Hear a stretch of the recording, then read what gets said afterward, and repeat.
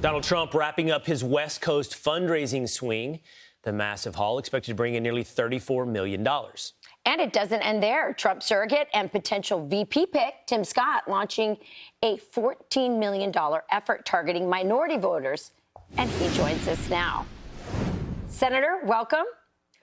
Tell us what's going on Good morning, Rachel. How are you? There have been some really interesting, positive news for the Trump campaign.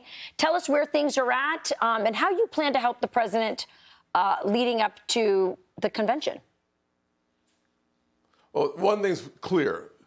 Donald Trump is a fundraising juggernaut. It's the most remarkable fundraising numbers we've seen in the history of all politics. What we'll do with all those resources is one thing: restore hope to the American people. We need to make sure we have Donald Trump for 4 more years. We need him back on the world stage. The one thing we know without any question is we cannot afford Joe Biden on the world stage. The best thing that Joe Biden can do to restore American prominence to the global stage, stay off of it. We need Donald Trump back on the stage.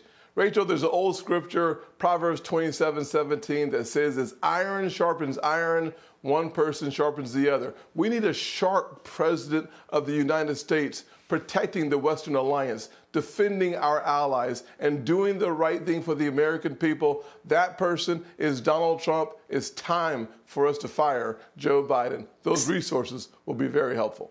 Senator, the left has thrown, as you know, everything at him, including what happened in a trial here in New York City. And they have counted on it effectively being their campaign strategy. And at every step, it has backfired. Why does it keep backfiring, and why do they keep trying?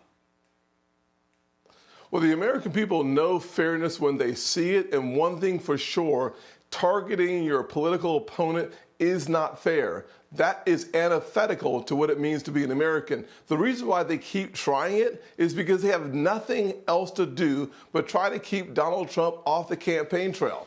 We know for sure the results of their efforts has backfired. His numbers go up in the polls. He becomes the biggest fundraising draw in American history politically, and it brings to focus for the American people that without law and justice, there is no America. And so protecting law and justice is job one for President Trump. He will not target his political opponents. He will fire Merrick Garland and restore confidence in the Department of Justice. They are out of answers for the American people, so all they can do now is lie, cheat, and steal. Senator, there was a report this week that your name was on a short list of vice presidential candidates who've been asked to submit paperwork to accelerate the vetting process. It included, by the way, Senator Marco Rubio of Florida, Senator J.D. Vance of Ohio, Doug Burgum, former governor of North Dakota, yourself, others like Tom Cotton, Byron Donalds, and Elise Stefanik. Last week, Senator, we sat down with the former president. We asked him, what are you looking for in a vice presidential candidate? In my estimation, he gave us 3 criteria. Somebody he gets along with. You seem to satisfy that. Somebody who selfishly can help him win, which he said historically isn't the case usually when it comes to vice president, but that would be nice. And most importantly, he said, somebody who could be president. Do you think you satisfy that second and third requirement, help him win and could be president? Well, there's no question that I think we have an amazing, talented Republican Party and a great bench. Without question, having run businesses, having spent 10 years in the Senate and the House, understanding how this government works, what we need to make sure we do is have people who are ready to take this to the mat. President Trump doesn't need any help. What he needs is amplifying his voice. When we do that, we are doing the right thing to make sure that American people have 4 more years of low unemployment, low inflation, high enthusiasm, and frankly, world peace. So what we all need to do is put our shoulder to the grindstone to make sure the American people and the world experiences 4 more years of Donald Trump. Listen, when Donald Trump was president, we didn't have war in Ukraine. We did not have conflict in the Middle East. We certainly did not have aggression from China, period. We had the strongest economy we've ever seen in my lifetime.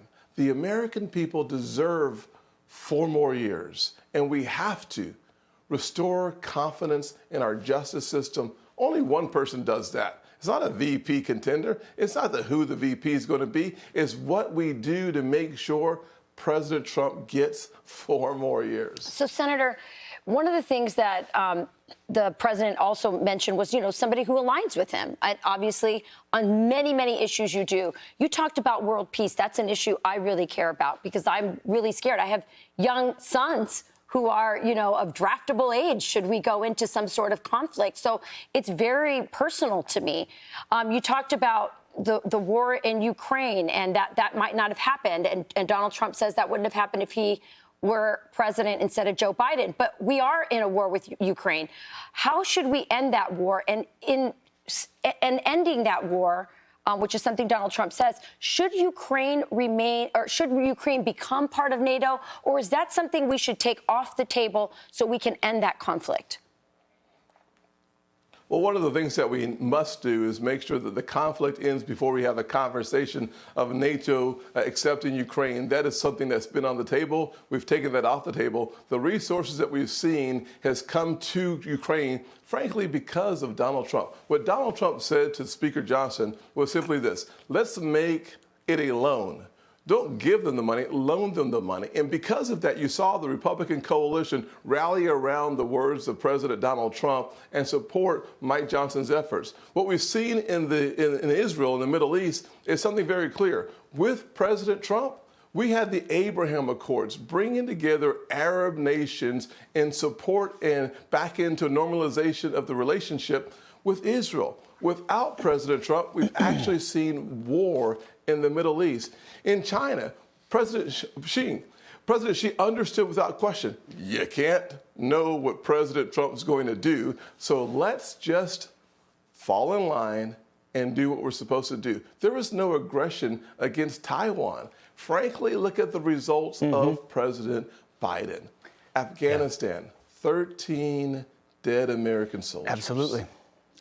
Unnecessarily. Totally. Look at the withdrawal, the botched withdrawal. So I could go on and on about the contrast between the two. But one thing for sure, Rachel, under President Trump, we saw a 9% increase of the wages of our military, the largest increase in the last 50 years. We saw respect for men and women willing to die for our country. Under President Biden, we've seen the exact opposite. Right. And let's finish the whole circle. President Obama decided to gut the military with a $500 billion reduction in funds. President Trump came to strengthen the military. President Biden, following in the same footsteps of his predecessor, Obama, once again makes our military destabilized. Yeah. And guys, we got to run, Senator. Final point. Yeah. We have to get rid of all the social efforts in the military. We don't need to talk about vaccines. There should not be mandates on our military. We can't have a conversation other than fighting the war and being successful, period. Our military deserves focus.